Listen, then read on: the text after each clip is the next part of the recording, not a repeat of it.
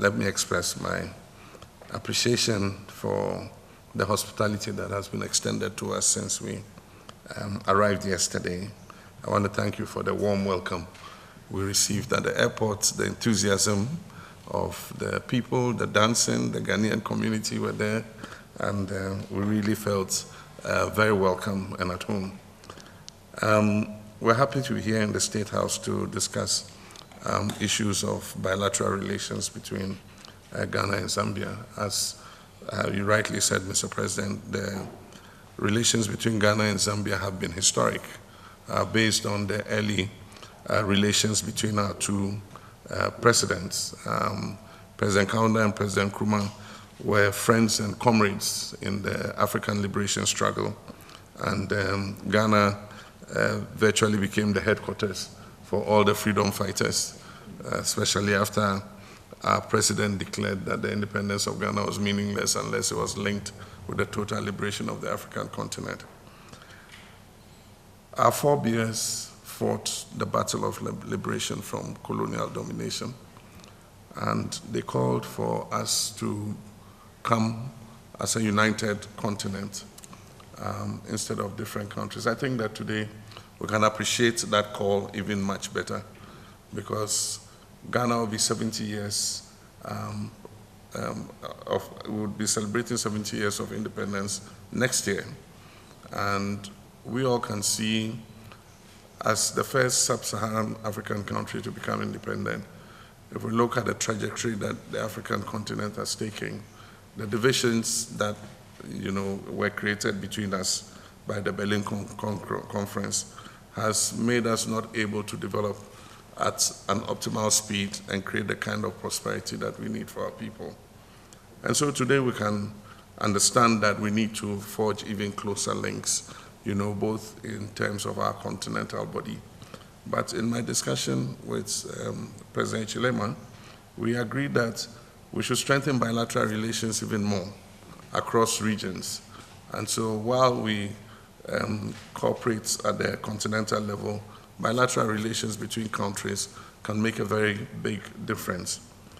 I met the Ghanaian community yesterday in the evening, and they asked me to extend their appreciation and thanks to you and your government for the very kind hospitality that you afford them. They say they feel comfortable and at home.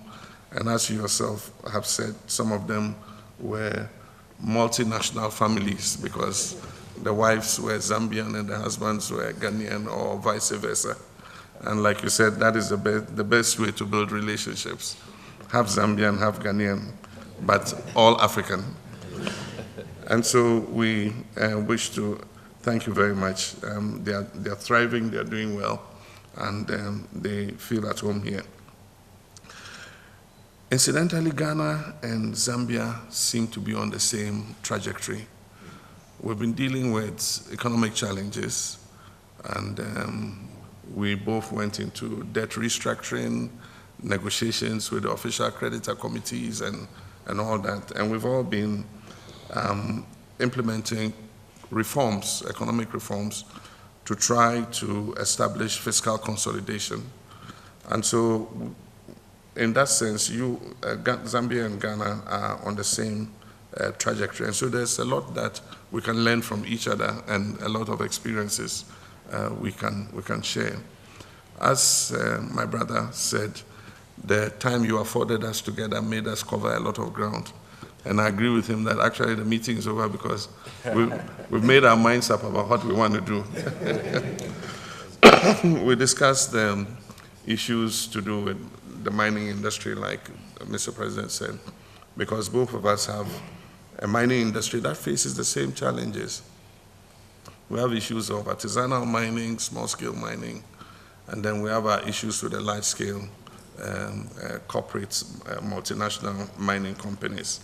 And so we discussed a lot of things about how we can share our experiences in that regard.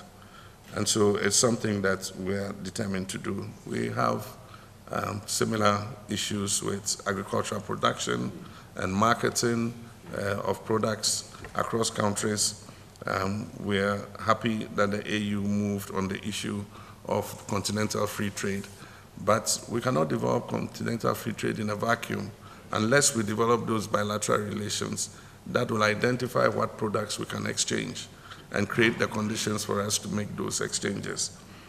And so we think that even though we have the Permanent Joint Commission, we must enhance the relationship to a new level.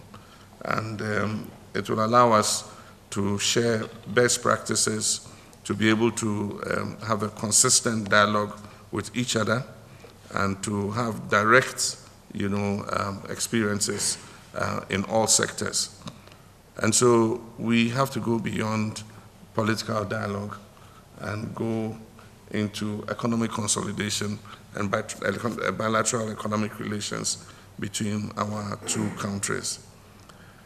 We believe that a kind of enhanced economic partnership agreement, or whatever you technocrats will eventually call it, which is higher than just the political dialogue and the Permanent Joint Commissions, will be the way to go so that we share lived experiences in real time.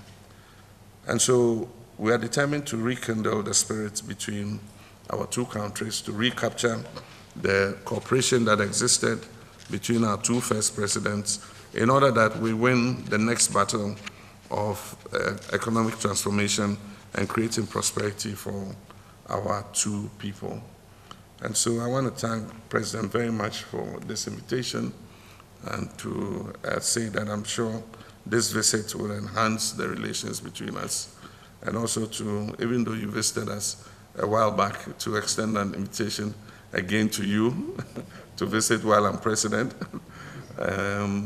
I know that you're going to be busy between now and the elections, and I wish you good luck in the elections, and we'll come back and celebrate with you. Thank you.